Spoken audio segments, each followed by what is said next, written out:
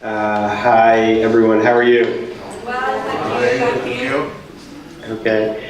All right, my name is Jonathan Loeb. I work on the crisis response team at Amnesty International, and I'm the primary author of our recently published report, Scorched Earth, Poisoned Air, which documents violations of international law, including allegations of chemical weapons use that took place in the Jebel Mara region of Darfur between January and September 2016. So I will just give a brief overview of the report and our methodology, and then I would be happy to answer any and all questions that anyone has about the research. I know this is a entirely or largely Sudanese audience, so I normally give a bunch of background information about Jebel Mara, but I'm sure you all know about it. It is a 5,000 square kilometer mountainous area in the center of Darfur. It is homeland to the ethnic Fur people who still live in the area, and it has been the stronghold of Darfurian armed opposition groups or rebel groups throughout the Darfur conflict since 2003, and in particular the group Sudan Liberation Army Abdul Wahid faction. And in January of 2016, the government of Sudan launched a large-scale offensive into Jebel Mara, and we do mean large-scale. There were reports by the UN and by others saying that 9,000 government troops passed by the UN base in Nertati in western Jebel Mara in January, and so that would, by Darfur standards, be a very large offensive, and that is, of course, just one of the entrance ways that the government used into Jebel Mara. So over the course of about 8 months, there was a great deal of fighting between the government and the SLA Abdul Wahid. There were lots of different attacks, but this report focuses on attacks not on the rebel movement and not on the rebels on the government, but attacks against the civilian population. So that was really our goal, was to find out whether any abuses occurred against civilians, and if so, what they were. So before we go into the types of abuses that we did find, unfortunately, I'm just going to go into some background about our methodology, because there have been some questions with it, and I just want to address those first, and I'm happy to answer any follow-up questions after. First, to say that the research was carried out entirely remotely. So I was not on the ground in Darfur. I have worked in Darfur in the past for UNAMID and for other groups. However, Amnesty has no access to Darfur anymore. And in truth, neither UNAMID nor any NGOs, any journalists, any human rights monitors have any access to Jebel Mara, at least not the parts of Jebel Mara that were attacked during this last campaign.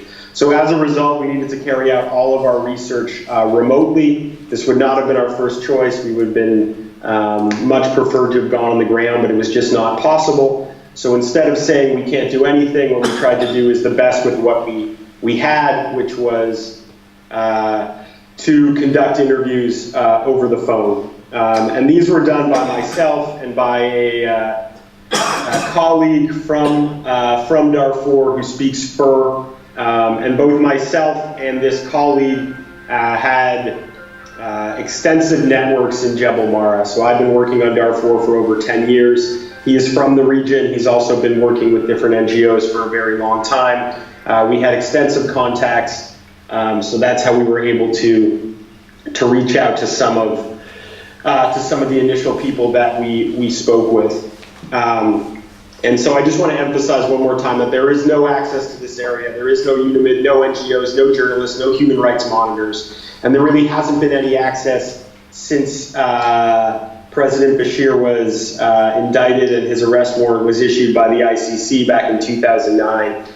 There's been decreasing access. And there's also been decreasing reporting by UNAMID. So there's been very little human rights reporting done by UNAMID or by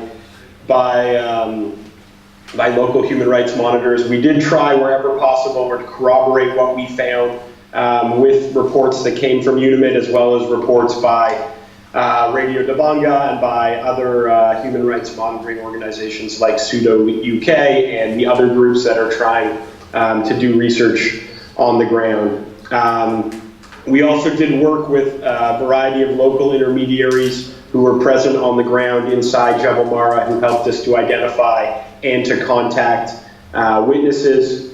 And we also corroborated wherever we could what we found with extensive satellite imagery, much of which is available in the report, and all of which is available online. I think we should just emphasize that. The satellite imagery that we have in the report is not from an Amnesty satellite or anything that's proprietary or secret. It's all publicly available, so UNIMIT or any human rights monitor or any individual can go online and can take a look at the imagery and try to verify or refute what it is that we found. So ultimately, we ended up doing about 230, 240 interviews, but 185 of those are with civilian survivors from attacks inside Jebel Mara. We also interviewed about 24 members of SLA Abdul Wahid, and then we also did interviews with other human rights monitors and local journalists and other people with knowledge of Jebel Mara. So I'll just quickly go through what we found. The first, I'll divide that into two categories. I'll talk about what we call the tragically conventional abuses. These are the types of abuses that we have sadly seen in Darfur time and time again since 2003. These have been documented by many other NGOs. They've been documented by the International Commission of Inquiry, and they've been documented, albeit not thoroughly enough, but they've been documented by UNIMIT at different points in time. And so we reported on a variety of different violations of international humanitarian law and international human rights law. First is the forced displacement of the civilian population. So this is something that actually has been reported by OCHA, or the Organization for the Coordination of Humanitarian Affairs. They've been reporting in July that approximately 100,000 people had left Jebel Mara as a result of these attacks and gone to camps or to other locations outside of Jebel Mara. They were also reporting that, although they couldn't verify it, perhaps as many as 130,000 people were displaced inside Jebel Mara and remained completely inaccessible to the humanitarian community. So that was the sort of type of reporting that was being done by OCHA, was just sort of the estimates of the numbers of people who had been displaced. You know, the UN was also reporting that a number of people had been displaced and that a lot of villages had allegedly been attacked.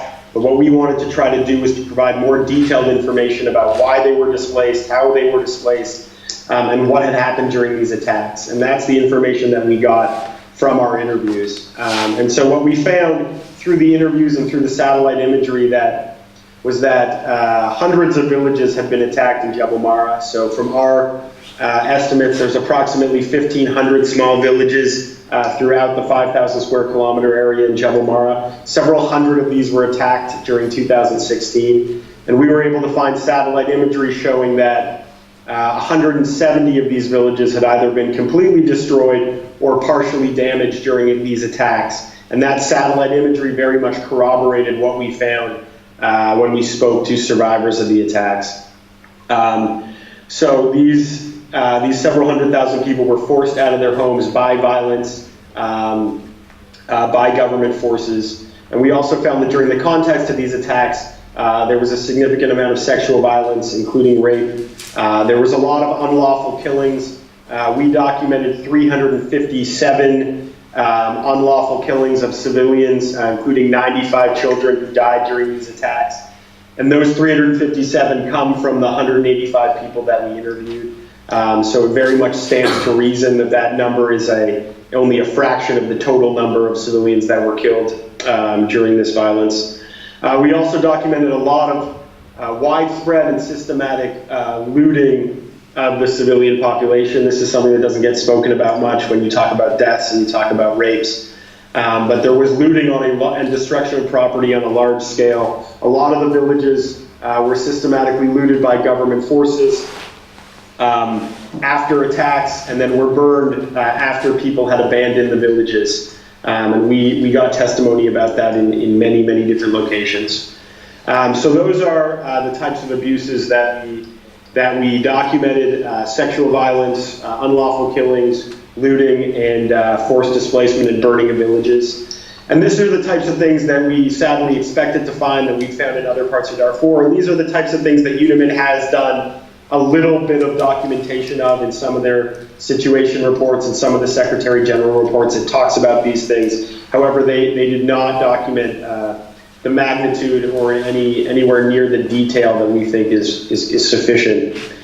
So that's why we decided to do that. And before we go on to the second half of the report, I will just say a little bit about UNAMID. I mean, part of the report is quite critical of UNAMID, particularly in their human rights reporting, which we think has been, quite frankly, it's been negligent. We understand the real constraints that they're under, why they don't have access, and why it's, them doing interviews can place people in real security risks, and so those are real issues that they need to take into consideration. That said, there is a lot more that they could be doing with the resources that they have at their disposal. But the other thing I just want to point out about UNAMID is on the protection front, and I just want to talk about the good and the bad, because I don't want you to come away thinking that we are completely critical of UNAMID. What UNAMID has done, particularly in Sortonoi. Sortonoi is a UNAMID base on the northern tip of Jebel Mara. That was previously quite a quiet place, and then after the violence started, approximately 50,000 civilians took shelter in the area immediately surrounding the UNAMID base. And UNAMID has provided protection for those people, as it has provided protection for other people who have fled to UNAMID protected areas in Darfur. And so we just want to emphasize that UNAMID is providing very real protection to people who have fled to its bases, who have fled to UNAMID protected IDP camps. And that in and of itself, we believe, is sufficient reason to keep UNAMID on the ground. That said, we also want to point out that UNAMID has not provided any protection for anyone who has been unable to get themselves to a UNAMID protected space. So for any of the villages that were UNAMID was not able to do any proactive protection and was not able to get to those villages in time to help any of the civilians that were under attack there, which obviously is a failure to fulfill their mandate. So now that I've said that, I'll just go into the chemical weapons allegations, which I'm sure is what a lot of people are most interested about. We would like to emphasize that it is actually the conventional abuses that have caused the majority of the human suffering in Jebel Mara over the past 10 months. So while we appreciate everyone focusing on the chemical attacks, we just want to emphasize that it is these other attacks that have actually caused the majority of the death and the suffering, and those are the attacks that are likely to continue. We just want to emphasize that point. So I will just say on the chemical weapons allegations, I'll just talk about our methodology there a little bit. There have been allegations of chemical weapons use in other parts of Sudan over the years, particularly in Nuba Mountains and Blue Nile and South Sudan before separation. There have been some allegations of chemical weapons use in Darfur. However, to my knowledge, they have been quite minimal. And when we started this research, we had absolutely no expectation of finding any evidence of chemical weapons use.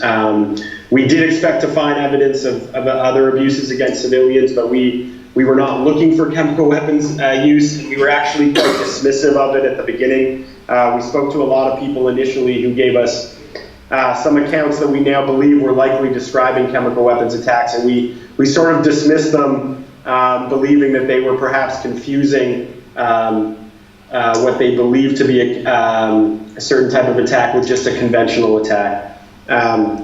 And so we came at this from sort of a very skeptical angle, not believing. But then eventually, after more and more people came forward, we started to recognize that there was something else going on here. And I just want to say that we ended up speaking with 57 survivors of who gave us firsthand accounts of what they call poisonous smoke or poisonous gas. No one really used the term chemical weapons. They say this is the poisonous smoke or this is the poisonous gas. And we spoke to just under 60 people who gave us firsthand accounts of that. And I will just emphasize, methodologically speaking, and this is the same with the other interviews and the same with the chemical interviews and the conventional interviews. There have been some people who have said that perhaps Amnesty was fed this information by the opposition movements, particularly Abdul Wahid's faction,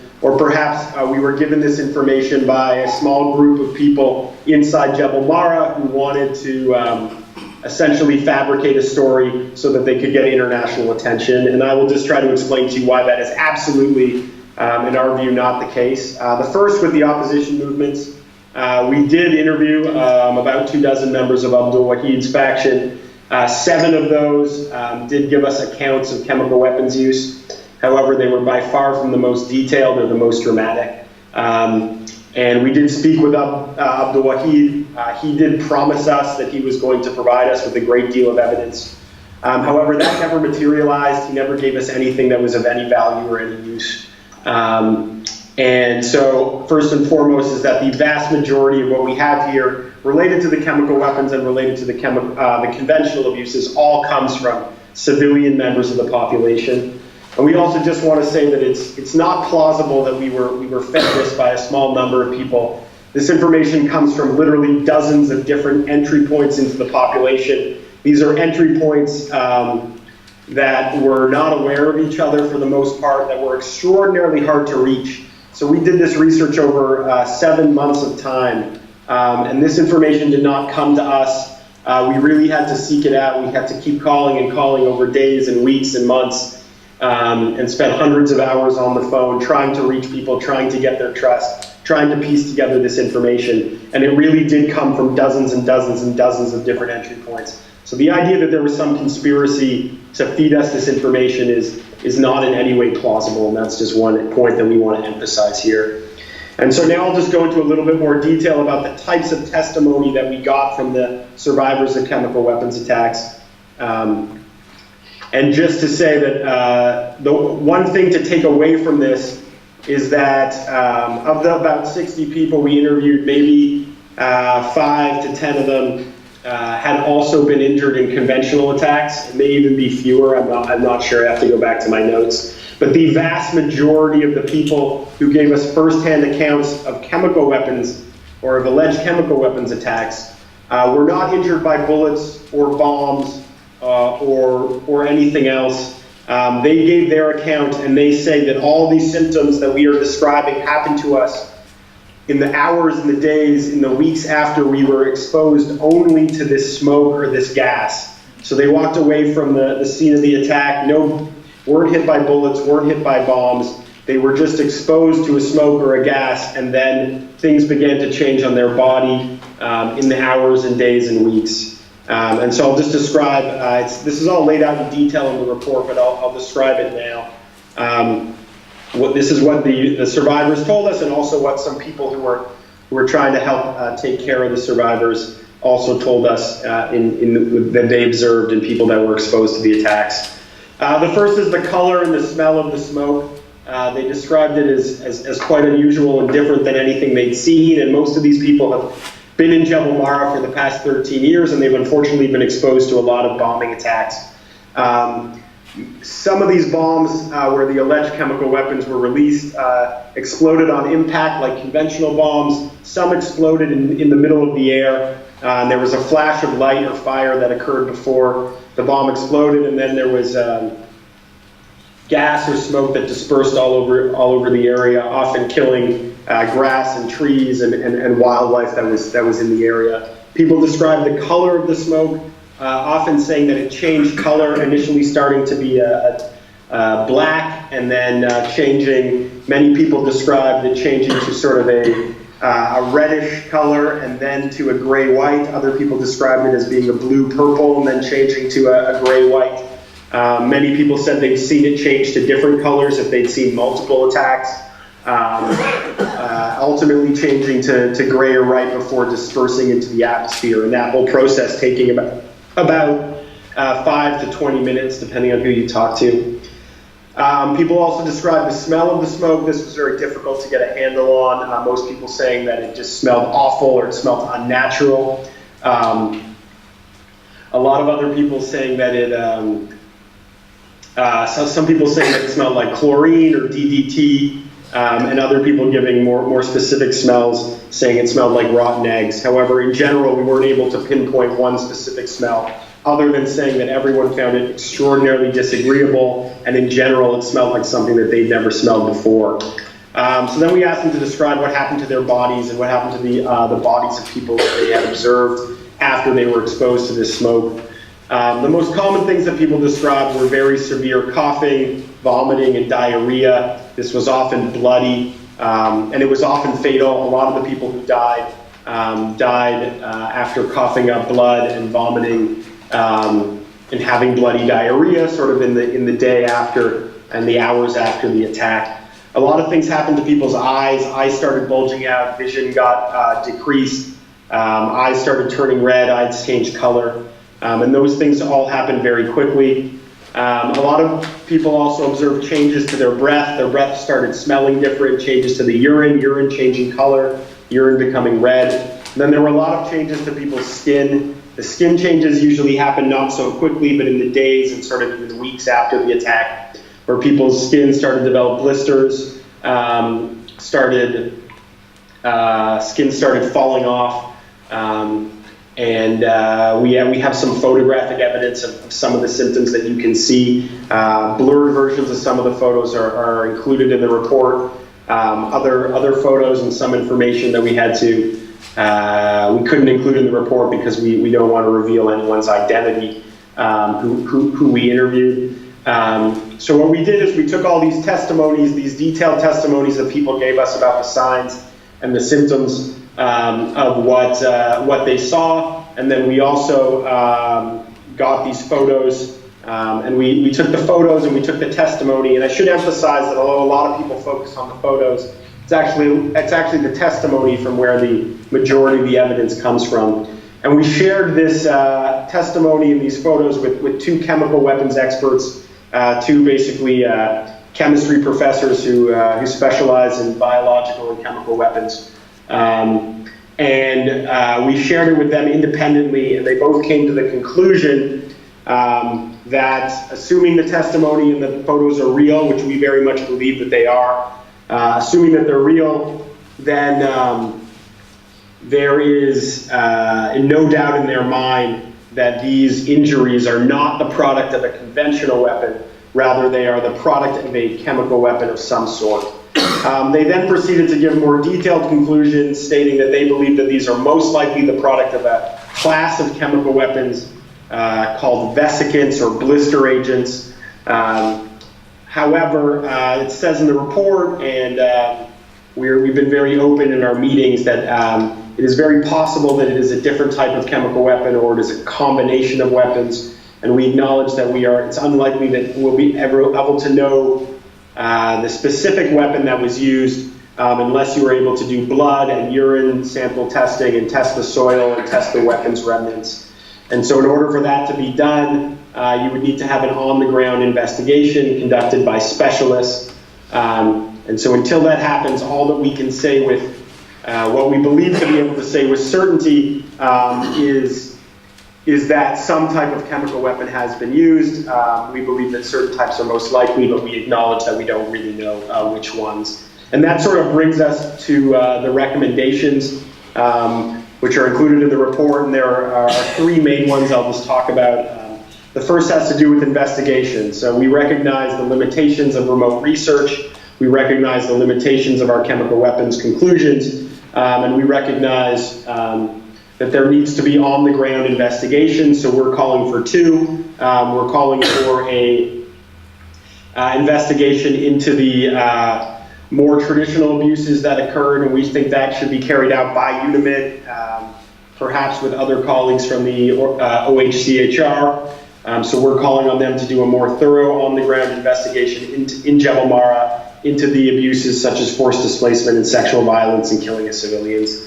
And then we are also calling for a more specialized investigation to be carried out by the Organization for the Prohibition of Chemical Weapons, which is the organization that monitors the Chemical Weapons Treaty. The Chemical Weapons Treaty was signed in the 90s, and it's 194 countries, virtually every country on Earth, including the Republic of Sudan, is a signatory to this convention. So we have called upon, how it works under the convention is in order to have an investigation, there's something called Article 9, where a party to the convention can request a challenge inspection into allegations of chemical weapons use. However, before you request a challenge inspection, the convention recommends that you request what's called clarification, which is when you ask the party that's allegedly been violating the convention to provide clarification into the allegations. So we've asked all states parties to request clarification. At this point, no one has formally requested clarification. We do believe that 4 or 5 countries have spoken with the Organization for the Prohibition of Chemical Weapons and have urged them to take these allegations seriously and to look into them. However, that is not a formal request for clarification, which we understand needs to be done in writing. It has not occurred. So we're still calling on member states to do that. And we are also calling, as we said, on the UN to carry out a broader investigation into these general allegations that have taken place. So that's sort of the first recommendation into investigation. The second 2 are actually more important, and they have to do with protection and humanitarian assistance. We are calling on sort of UNAMID to do much more proactive protection measures, and we are calling on the international community to take the steps necessary to provide the political pressure to ensure that the NGOs can get back inside Jebel Mar to provide urgently needed humanitarian assistance. And specifically, we're calling on UNAMID to set up a base in Golo, in the largest city in Jebel Mara, and then be allowed to move around freely from that base so that they can do protection and they can do patrols. And we think this is urgently needed because, sadly, the rainy season is about to stop in Darfur, and traditionally that has been the time when fighting has restarted. And so we think there's a very good chance that fighting will start up again. And if that's the case, we want to make sure that UNAMID is well placed to protect civilians from any future abuses. And so that's the report. Sorry for going on for so long. I'd be happy to answer any questions that anybody has. Yeah.